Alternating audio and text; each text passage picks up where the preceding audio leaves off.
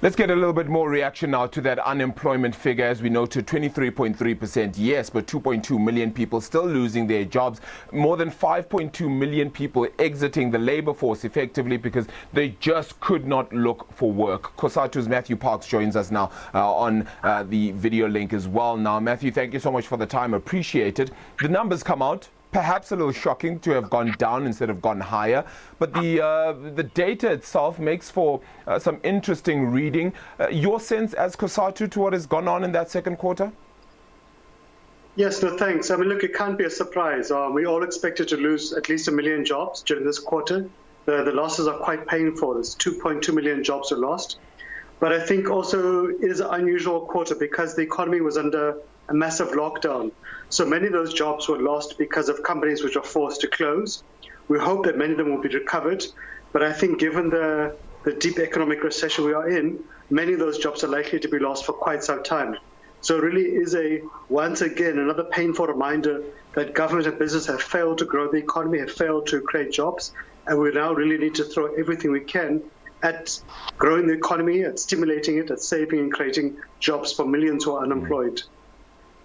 Yeah, it looks like, for one, the 19.6 billion rand that was touted for jobs growth in the supplementary budget, that might be at risk just purely because we're trying to give money away to the likes of SAA, which of course I would personally deem as wasteful expenditure in many instances. At the same time, you unfortunately have a scenario where we haven't created the reforms needed to build South Africa's growth picture before this.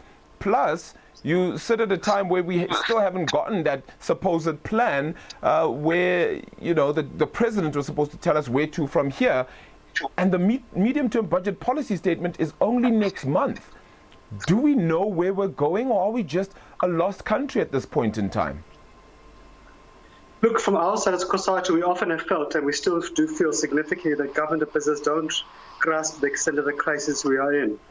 On a positive note, we have concluded the economic recovery discussions largely at NEDLAC. They are now before Cabinet. We hope the Cabinet will move with great speed to finalize it, to add their little enhancements to it, and the President will be able to announce it to the country in the next few weeks. As you're saying, we simply don't have the luxury of time when over 50% of workers, over 12 million workers, are unemployed, and there is no sense of hope for them. We've done our part as Labour to say we need to stimulate the economy. We have put over 42 billion rand from the Unemployment Insurance Fund into the economy during this period. But you can't grow an economy on unemployment benefits. You can't grow it on food parcels. Government has to reprioritize expenditure to stimulate the economy. But also equally and more critically, the banks, the investment funds, the private sector must come to the party. It can't just simply be a business as usual approach. We are in the worst economic crisis in 100 years. And we are condemning millions of workers to unemployment and poverty if we don't address the situation. Yeah. Has the UIF benefits, the payment sort of being made by government to try and cushion the blow as much as possible with regards to COVID-19, has that helped in any way, whether it be your members or elsewhere? Yes, look, it has helped. I mean, the whole idea of it now was to avoid the 1 million jobs that we lost in 2008's economic crisis. So the idea was to pump money into businesses who couldn't afford to pay workers or were struggling to stay open to avoid retrenchments. To be fair to the UF, on a macro scale, they've managed to pump over 42 billion rand in a very short space of time. And that has benefited more than 4 million workers and it's helped put food on the table for the families. So that's a huge achievement against all odds.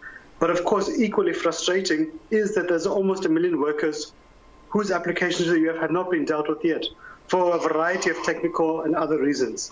The UF has to get a grasp of that situation. They have to fast-track that issue. But I think also we need to look at beyond October 15th, when the disaster regulations that are currently in place come to an end. What more can we stimulate the economy to grow with? We're committed from COSATU side there must be more funds released from the UF, but equally government must continue the SASSA 350 grant with all its issues. The Minister of Finance has to reprioritize the budget and shift money towards economic growth, towards boosting companies, to helping save them. But equally, the private sector has to come to the party. Government on its own can't carry this burden to this extent. Yeah, you're quite right. Have you had continued conversations with private sector, whether it be the likes of BUSA as well, with regards to their part in all of this, where they plan to sit on trying to mend the South African economy? Yes, look, they've been part of all our discussions. And on 99% of issues, we're on the same page. We all recognize what needs to be done. I think our frustration as Labour and as COSATU has always been that government and business talk the good talk, but we fail to see the action. The banks have huge amounts of resources. They can provide easy relief to consumers and to businesses who are struggling to make their loan payments. They can easily further reduce the interest rates that they charge to consumers, which are really far too excessive too often. Equally, the Reserve Bank should come to the party and reduce interest rates more. But also the banks and the investment funds have to invest in projects and to companies which are going to create jobs.